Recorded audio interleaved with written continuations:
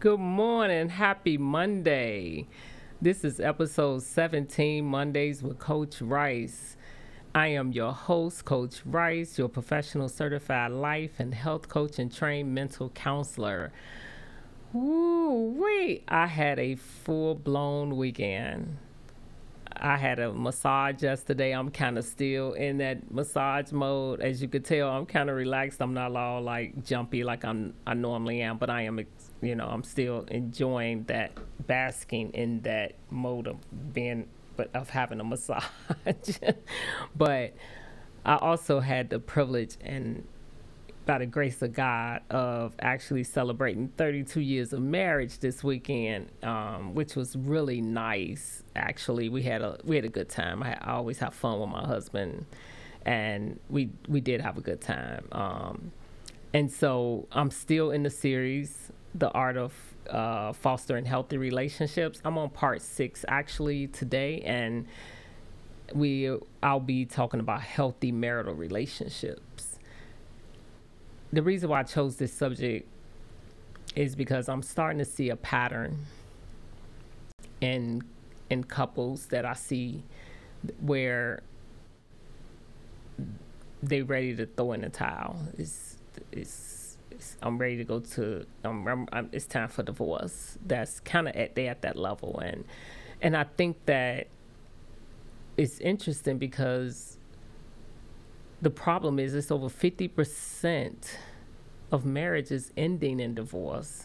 That's really higher than it's too high. It's starting to be a problem.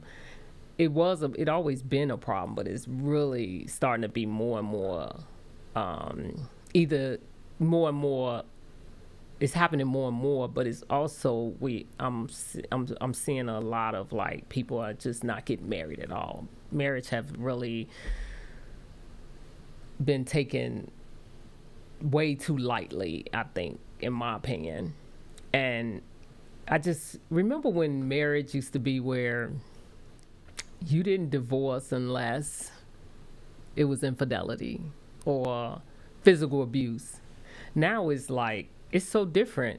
The divorce rates are happening due to the contributing factors of like financial issues. Infidelity is one, and lack of communication. The what I see more of than anything is we're not compatible anymore, and I'm like, wow, that's pretty interesting that a covenant agreement that was made is taken so lightly. So I asked, I thought about it, and I ponder on: are we focused more on the dress, the venue, the gifts, and the honeymoon, or are we just going through the motions of tradition and saying I'm doing this before God, but am I really letting God in my marriage? And am I truly honoring what it means to honor a covenant agreement? Because that's a covenant agreement is powerful, and I believe in my heart that there's a few things that's happening. When it comes to like walking down the aisle and taking those vows, I often wonder, are we really taking this seriously? Do we really understand what we're actually doing when we step into the realm of marriage?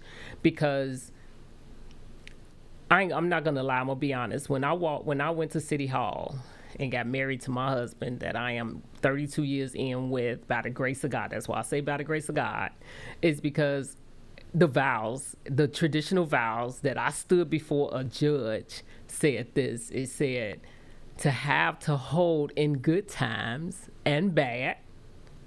I think I only heard the good. Richer or poor, I think I only heard the rich part. Sickness and health, I think I only heard the health part. Will you love, honor, and cherish? And I'm just going to be honest, I didn't really get into the other part. I heard all the good stuff and I was enjoying, and I was just in the moment.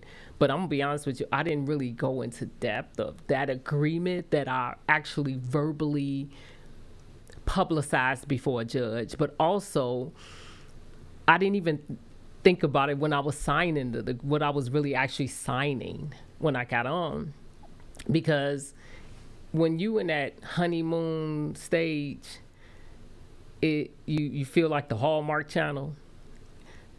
That's not true. That's like that's not the heart of marriage. Marriage take work, but there's purpose in marriage. It's designed for a purpose. And I think we have to get back to the original plan, because I'm finding that the original plan for marriage has been distorted and is not taken seriously. But in order to go back to the original plan, we got to go back to who made the plan. God created the plan for marriage, but he created it for his purpose, and he created it for a purpose. I noticed that throughout my marriage, I'm able to experience not just the good times, but when we have conflict, I'm able to experience forgiveness. I'm able to experience mercy. I'm able to experience patience. I'm able to experience just being able to have empathy. I'm able to experience all the attributes that God has in my marriage. And so I don't see, I may not always see the Hallmark version that the television, portray, because marriage has, so it's such a serious dynamic, but it's also a dynamic that really fosters growth. If you really look at it, if you're really doing it properly, it fosters growth. And so, but anytime you take anything out of its original purpose and plan, you're always going to end up with negative outcomes. Just remember that. But God's plan for marriage has a structure. He has a structure, and he also has tools that we use to get to what we need to be. He didn't leave us high and dry.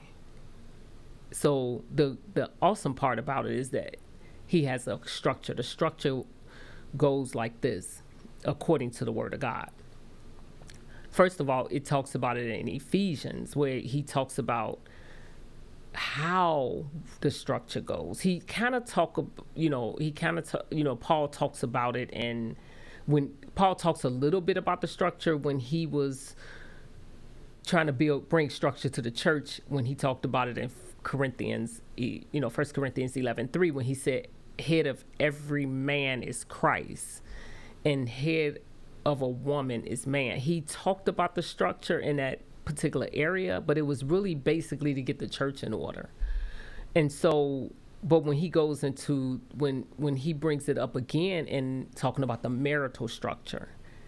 And so when I looked at Ephesians, the first part of verse 21 says, submit to one another in reverence for Christ. So that means that, in essence, my husband and I are supposed to submit one to another under the leadership and authority of Christ. And so submission has gotten a bad rap because it's taken out of context. When he says submit, when you think about submission, that don't mean that I'm a doormat.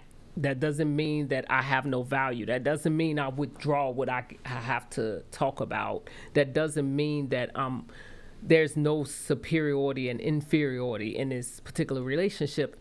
It is a mutual commitment and cooperation that's happening. And if I put it in simplest terms, submission actually is to yield up under. And so, but the plan of God, he put that plan in place for a purpose. I find it interesting that we can go to a physical job, have a leadership over us, submit to that very easily. But when we get home, we struggle with submission. And so the first part says submit one another. And so I always think about the triangle. I think about it being a triangle, like Christ at the head of the tip, and my husband and I, we at both ends of the spectrum. And so I picture God is saying, I'm head over your husband, So to me, that means men, it's time to step up in leadership. If we have to submit, we can't submit to foolishness. So so I pray that men step up and be leaders of the family, and so that we can do our part, because we're not there to be your doormat. We're there to be your helpmeet. We want to help you meet what God purposed for our lives together. But we can't do that if you don't step into where you need to be. And it makes it hard on us to submit if we can't do that. But also, wives, we are to submit under the authority of the leadership of our husband, which means that we actually don't want to tear him down. We don't want to emasculate him in the position that he's trying to hold, so that he can properly do his position. But we also want to support him along the way as he continue to grow, as he continue to do what he's supposed to do, because his position is to serve us. But we can't serve in a proper way if we're not treated in the way we're supposed to be treated, or they're not making proper decisions. But we also can't emasculate him and tear him down in his position. We are there to support him. So what I do is really in my marriage, to follow that, what I do is, when my husband is I honor his decision making, because I pray that he's listening to the Lord, and I pray that his decision making is, I pray we're going in the right direction. Is he going to make mistakes? Yes. But it's not for me to tear him down. But what I do is, when I see him, if I see him drifting the way I might think he is according to the word of God, I just go to God in prayer. And if God give me something to say, I say it. If he don't, I let God deal with it, because he's dealing with both of us at the same time. If you notice, the triangle is going both ways. So he's dealing with me, helping me support my husband, but also dealing with my husband, helping him lead me and serve me, because that's what he's there to do. He's there to serve as a leader in my life. And so as we go through this, the Bible talks about it. It talks about how I'm willing to submit to my husband, really because of his leadership. But like I said, he has to step in. He has to step up to the plate when it comes to leadership. But I'm there to help him meet the goals that we have in our marriage. But a lot of times we're so quick to say, I'm done. It's easy to say I'm done. It's easy to walk away when conflict comes. But can I stand the test of time when I'm hit with so many things coming my way? Can I stand there and stand by the covenant agreement that I made with God, so that we can grow, because conflict is gonna come. If I can be with you when you up, I need to be able to be with you when you down. I need to be able to pull you up when you down. If I can't do that, that's a problem. And it's happening in marriages where there's no we anymore. It's all about, how can I be happy? This person is not making me happy.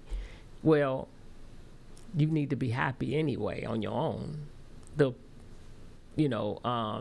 don't give my level of happiness, that I don't give my husband that responsibility, because I don't see he's supposed to support me in my happiness, but I'm not asking him to make me happy. I'm already there pretty much. And if I'm not, I need to talk to the Lord to figure out, how do I get joy in my life? But we're so quick to walk away from a marriage when the chips are down, and we didn't think about sickness, health, rich or poor. We like, no, when you ain't got no money, I'm up. When you can't walk anymore, I'm up. And that's really not a marriage. That's really not honoring the covenant agreement. And so how do we get back to the basics of this? Because the Bible has a structure, but how do we get back to the structure? We have to get back to the Word of God, because He created the structure. But what we can do is we can utilize the tools He gave us to actually embrace marriage in a healthy way. Number one, we got to be able to communicate. If you got secrets in your marriage, I'm gonna tell you what happens. It brings division. If I come, and it's so subtle too. I can if I can't go to my husband and tell him something, that's a problem. The minute in my head I say I can't tell him that, I'm actually creating a bridge between him and I. And then once that bridge is there, the gap goes wider and wider and wider, and now it's really infiltrating the level of intimacy that we can't have, because there's a secret in the middle. They call it white lies, but no matter how small, I created a divide between us. And once that divide come, I'm stepping into a level of safety and trust that I don't give to my marriage. And so what happens is I start to build more dividers, because I didn't tell him this, so I can't tell him that, and I can't tell him that because it's connected to this, and then this connected to this. Now the trust is gone. And I don't even realize it. Just because he don't know, don't mean the trust is not there. That the trust is that he can trust me. He can't trust me if I'm not being honest with him. And if I can't come home is my sanctuary and his sanctuary. We can't come home and be authentic with each other, we bring a divide between us. And once that divide is there, the intimacy level goes down. We may not see it until we get till it starts to build up. Now we have a divide. Now there's a level of respect that we don't have for each other anymore, because there's a divide. So I'm seeing him in a different view because I lost respect. And now I'm starting to compromise in other areas. And so now the marriage starts to break down. And I'm not willing to work through, because it's too much baggage in between, and it seems unreal to reach the top again. So we have to really be careful. In order to grow a marriage, you have to water it. You have to be intentional about watering it. Me and my husband now, we have open communication. And when we don't, or we see something off, we talk about it. And we really we will talk all night until we figure it out, because we value trust, the level of trust in our relationship. Are we perfect at it? No. But I want to be trustworthy. I want to respect my husband. I don't want to compromise my marriage. I'm willing to work through whatever we got to go through. Anytime, I always talk to the Lord, and I'm like, Lord, I'm willing to do whatever I need to do for this marriage to work, for us to do what we need to do according to your plan and purpose in our life. In order to do that, I'm constantly in prayer, but I'm also intentional about, I have to water this marriage. I have to set time out. I have to continue to help it grow and take care of it, because whatever I water and focus on, it's gonna grow. I'm learning that in my business. I water it, it's growing. If I don't water it, it's gonna die. And when it it's gonna die. It's really gonna grow weeds around it, because it has no other things to, no other nourishment to help it grow. But we have to get back to the basics. The basic plan for marriage that God structured is the leadership plan. In order for that leadership plan to work, we both have to do our part. And if we're not doing our part, the marriage will not work. So I just want to encourage you guys in your marriage, stop running so fast. figure out where are the deficits in your marriage and get the help you need to fix it, because you made a covenant agreement and you said you made it before God, but were you really intentional about what you were saying and what you were signing? But even though you wasn't, start to think about what it is that you need to do. My husband and I, one day we said, man, I don't think we love each other. Do we love each other? We looked up First Corinthians and chapter 13, they talk about what is love. Love is patient. Love is kind. Every time I read that, I kid you not, even to this day, I get convicted of at least one of those things on there. And so it's really, that's true love. The love that the world teaches us, that's lust. But the love that the Bible teaches is really, that's real love right there. And we had to go in prayer and say, Lord, can you please help us get there? Because we're not where we need to be. And we always assess in our marriage and finding out we ain't where we need to be. Let's go in prayer and let's ask God to help us, because we value the sanctity of our marriage. We value the covenant agreement we made.